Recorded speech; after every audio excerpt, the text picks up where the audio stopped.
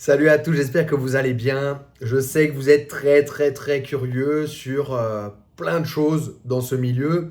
Et dans cette vidéo, je vais vous raconter un petit peu comment j'ai rencontré Morgan Charrière. Je sais qu'il y a beaucoup de personnes qui sont fans de lui.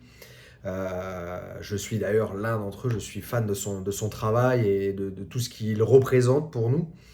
Et en fait, je vais vous raconter pourquoi je ne croyais pas en lui. Voilà, avant de commencer, n'oubliez pas, si vous voulez vous entraîner chez nous, vous êtes de passage sur Paris, un jour, une semaine, un mois, 3 mois, 6 mois, un an, nrfight.com, vous avez toutes les informations pour venir vous entraîner chez nous. On a cours du lundi au dimanche, de 6 heures du matin à 22 heures le soir. On a plein de disciplines, hein. On n'a pas que de la lutte à livrer ou du MMA, on a aussi du jiu-jitsu brésilien, boxe anglaise, boxe thaï, kickboxing, préparation physique spéciale pour les combattants. Et puis voilà, donc n'hésitez pas, nrfight.com, vous avez toutes les informations. Et puis si vous voulez vous entraîner à distance avec nous, fandecombat.com.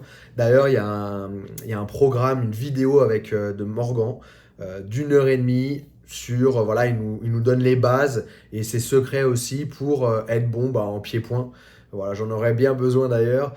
Donc n'hésitez pas à aller checker ça. Et puis si vous voulez découvrir le site aussi, je vous offre une vidéo, allez la checker dans la description.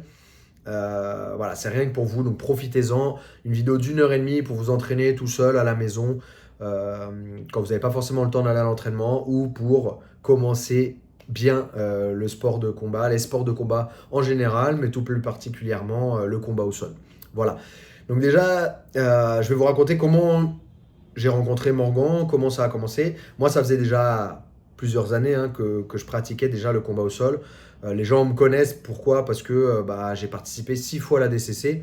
La DCC, c'est un peu comme les Jeux Olympiques, on va dire, de notre sport, parce que ça a lieu, pas exactement comme les Jeux Olympiques, mais ça a lieu tous les 2 ans. Et il y a des qualifications à passer avant de pouvoir y participer.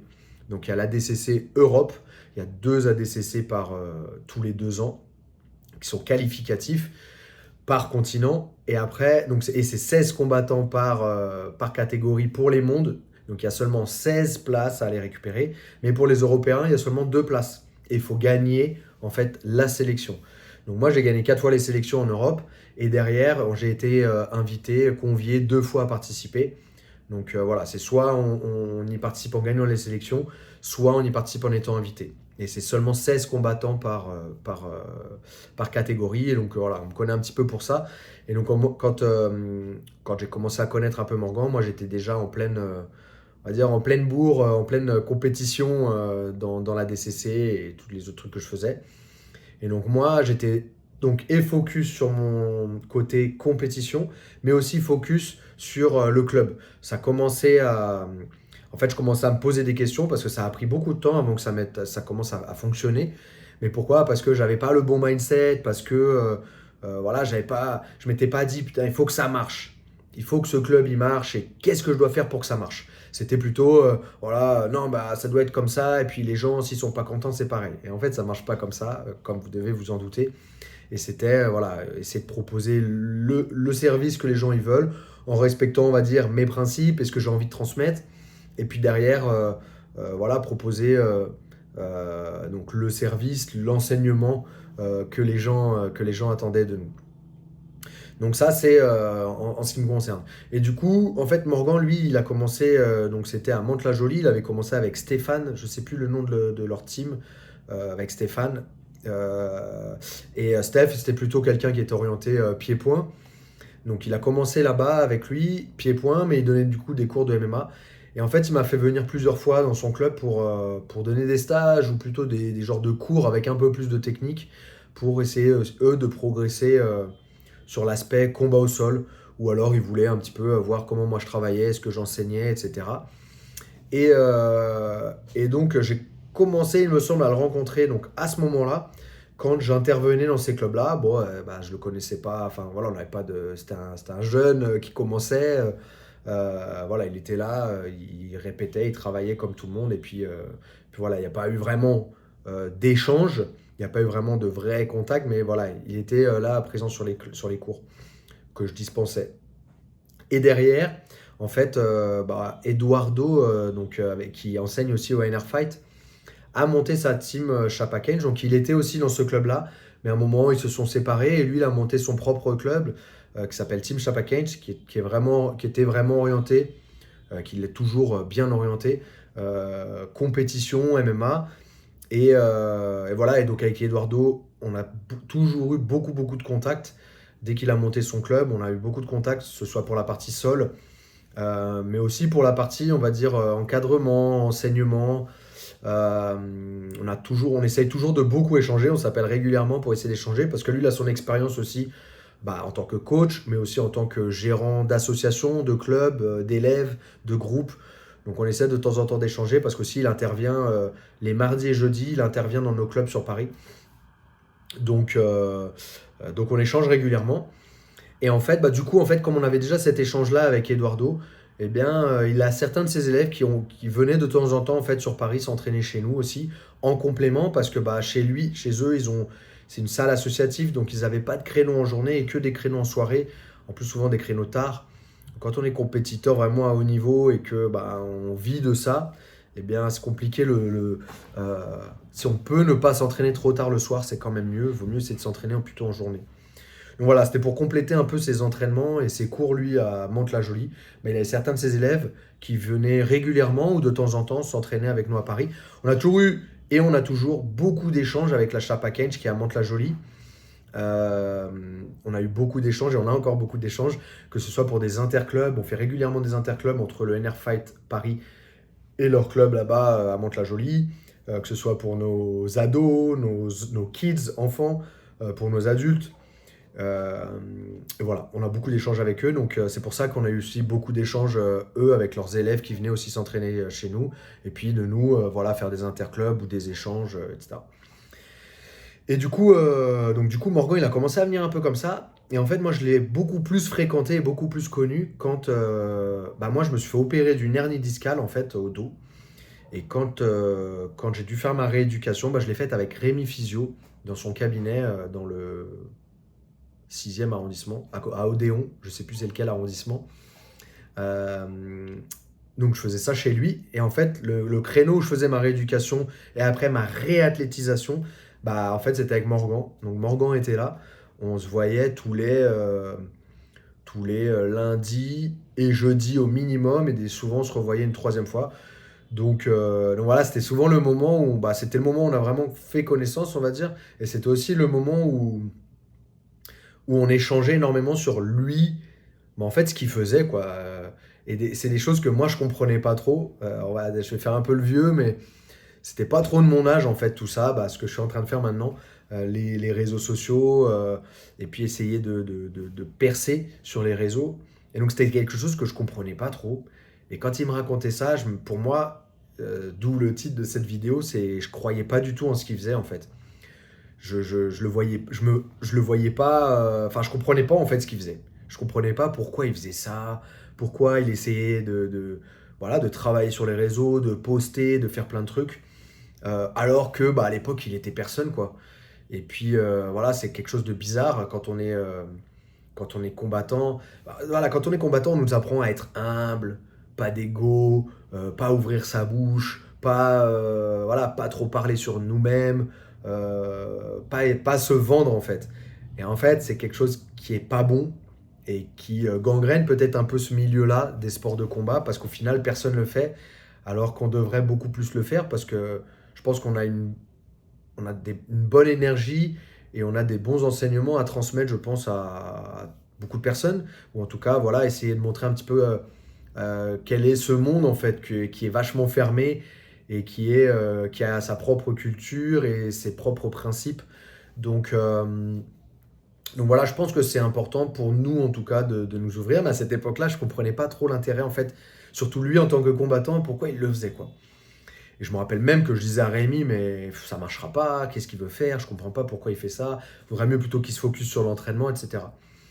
Et puis une fois, en fait, je me rappelle, alors, je sais plus exactement le délai avant son combat, avant un combat qu'il avait, mais en fait, il a eu cette opportunité d'aller filmer Kamel To ou Kamel, je sais plus.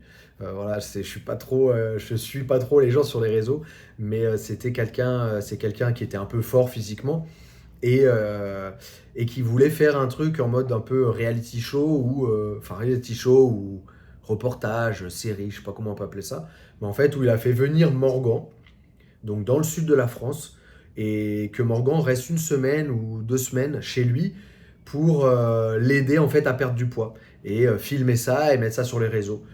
Et en fait, à ce moment-là, avec Rémi, alors je sais plus ce que Rémi me disait, mais en tout cas, moi, je commentais avec Rémi, je disais, oh là là, mais qu'est-ce qu'il fait à trop peu de temps par rapport à son combat, c'est hyper. Enfin, c'est pas bon ce qu'il fait, et en fait, je comprenais pas ce qu'il faisait. La vérité, c'était ça, c'était que je comprenais pas, mais j'y croyais pas. Enfin, comme j'y croyais, comme je comprenais pas, j'y croyais pas. Et derrière, en fait, il a explosé sur les réseaux sociaux et il s'est fait vraiment connaître sur les réseaux sociaux. Il a eu sa communauté et puis bah voilà, c'était parti quoi. C'était Morgan, le Morgan qu'on connaît aujourd'hui. Et en fait, mais même encore quand il faisait ça, je comprenais pas tellement en fait. Je comprenais pas tellement. Puis bah, c'est après quand on a commencé à parler, on va dire, développement, business, etc., bah, c'est là où j'ai compris, quoi.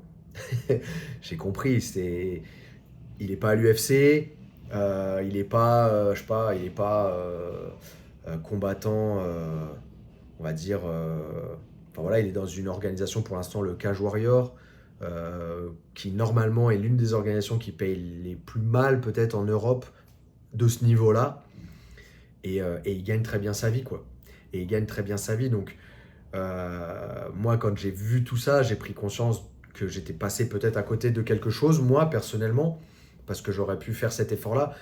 Comme j'en ai parlé une fois avec Fouad Esbiri, c'est marrant parce qu'il m'a dit, Nico, tu étais l'un des premiers à mettre des vidéos sur Internet et puis tu t'es pas vraiment focus là-dessus, quoi. Parce que je me suis plus focus sur le club, la réussite du club et compétition pour ma part et puis aussi pour les élèves. Et du coup, j'ai pas été vraiment très actif sur les réseaux, même si j'ai proposé quand même du contenu et j'ai essayé d'accompagner du mieux que je pouvais en fait les gens ou leur montrer du mieux que je peux, je sais pas, avec Luta Livre Spirit.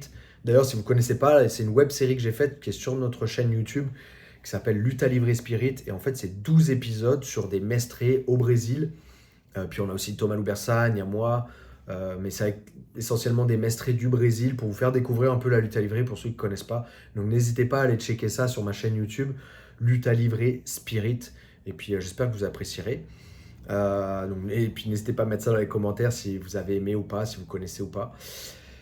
Et voilà en fait, et c'est dommage parce que, c'est dommage, voilà, je me suis focus sur d'autres choses, ce qui m'ont permis d'arriver là où j'en suis aujourd'hui. Maintenant, on va essayer de se focus un peu plus là-dessus, et voilà, c'est, je pense, grâce en partie à Morgan, Fouad Esbiri, Grégotte aussi, que je connais personnellement, qui, en discutant avec eux, je me suis rendu compte que je passais vraiment à côté de quelque chose, et que c'était vraiment important de voir cette présence dans le digital pour voilà, transmettre des bonnes valeurs et puis essayer d'aider.